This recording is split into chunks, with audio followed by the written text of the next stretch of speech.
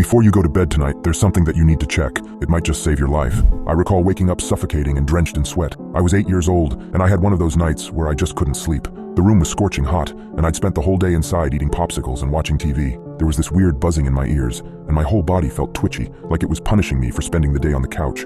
Worst of all was my pillow. It had never been this lumpy before. The case had gotten sweaty right away, and then it was immediately wet again after I turned it over. No matter how much I tossed and turned, I just couldn't get comfortable. But this wasn't just because of the summer heat. Finally, I got up and walked past my little sister's room and walked downstairs, where my dad was watching baseball. Seeing me, he muted it and asked if I needed anything. I shrugged. My pillow sucks, that's all. He nodded, then he got this weird smile and said, "Maybe it's Mr. Pillow." My dad has always been a goofball. When my mom had left when my sister Madison and I were little, he had stepped up in a big way, loving us double. He was always the one to tell us stupid ghost stories on camping trips about demon-possessed deer or bears who loved the smell of girls' shampoo. And then, of course, he'd come rattle the tent in the middle of the night and scare us out of our minds. "I'm just going to get some water and then head back to bed," I said. I looked over at the TV. The Brewers were losing by like 8 runs, so maybe he was trying to distract himself. "He was a real creep," said my dad, ignoring me. Of course, he wasn't called the Mr. Pillow back then. I think his name was Douglas something. He loved sneaking into kids' rooms and then strangling them to death. "Thanks for that," I said, pouring myself a glass of water. "That's definitely going to help me sleep." "Of course, they caught him eventually," said my dad. "Big trial and everything. But before he ever got convicted, his cellmates suffocated him to death with a pillow." "Got it," I said.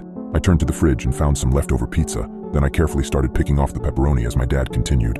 "The weird thing came the next night," said my dad. "He told me that they found the cellmate dead too, suffocated. Except there'd been no one in the cell to do the deed. Now I know what you're thinking. It was probably the guards, right? Maybe. But then other people started dying.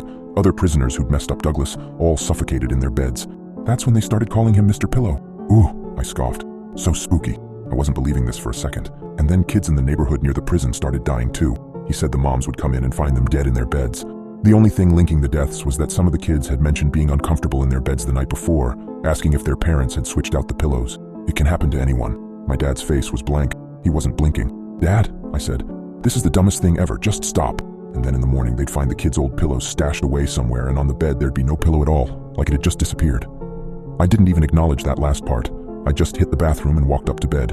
Soon enough, I heard the sounds of the baseball game come back on the TV as my dad unmuted it.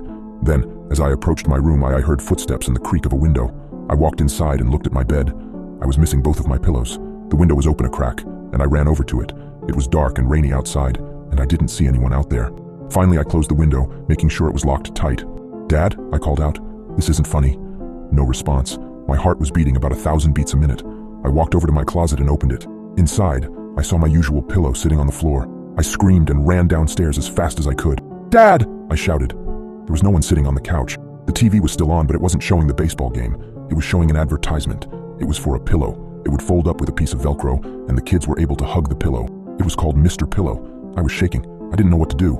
When the advertisement started to finish, it cut to a distorted, dark room. Children were lying on their Mr. Pillows face down. Each one was covered in blood from head to toe. I backed away from the TV. Sweat was building on my hands. One kid cried out in a blood-curdling scream, and a man in all black walked over to her and pushed her head further down into the pillow. Silence. The TV turned off, and the house went silent. "Dad, Dad, where are you?" No response. There was a ring at the doorbell. I knew I wasn't going to open that, but I simply took a peek through the blinds. It was a Mr. Pillow, lying there on my welcome mat. I ran to the other side of the house. Tears were falling down my face. I ran to my parents' bedroom. Dad, please stop with all this." My dad was lying on his bed, face down. His face was smothered by a Mr. Pillow. I slowly walked up to him, my legs trembling as I took each step. When I touched his face, he let out a deafening scream. His face came up from the blood-stained pillow, and he was missing his nose and one of his eyes. Before I could back away, he grabbed my head and forced it on the pillow. I couldn't breathe. My face was scorching hot. It felt like it was burning off. He was pushing so hard that I couldn't even get a word out. This was how I was going to die, I thought. My own father was going to smother me to death. Then he stopped. I felt a hand lift off the back of my head. When I looked up, my father was gone. When I walked back to the living room, he was sitting there watching the baseball game. I was so confused. Had I just imagined all of this? I couldn't have. I was still recovering from my lack of airflow, and my face still felt hot. My father's head was turned away from me as he motioned his hand for me to come to him. "Come sit down, honey." I was skeptical, but I slowly followed.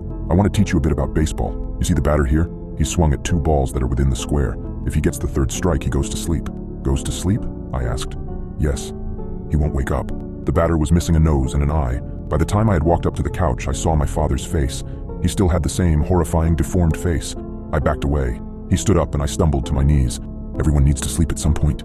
You can't stay awake forever. I managed to bring myself to my feet just before he lunged at me. I dove under his legs, and he fell into the wall behind me. I ran up the stairs as I heard his screaming from behind me. "Go to sleep! Get to bed! Now!" I made my way to my little sister's room, who was supposed to be sleeping soundly at this point. After all the noises in the house, I wouldn't be surprised if she was awake. Once I got in the room, I locked the door behind me. There wasn't any banging, just a silent knock. My father whispered through the door, "Sweet dreams." I couldn't make out anything in my sister's dark room, but I could hear her soft, muffled breathing. She was still asleep. "Madison, Madison." I followed the direction of the breathing. I made my way to her bed. The breathing sounded muffled. It was sporadic and there was no smooth rhythm to it. I reached my hand out and felt her face. She let out an ear-splitting scream, and her entire body jolted awake. She dug her fingernails into my head and pushed it to the pillow. It was a force that was impossible for a 4-year-old girl. She buried my face in the pillow. It was the same as what my father did to me. I couldn't breathe. I couldn't speak. The sharp nails of my sister kept digging into the back of my head.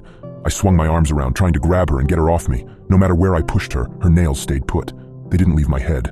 The burning sensation came back. I felt my face burning off to a crisp. This was my fate.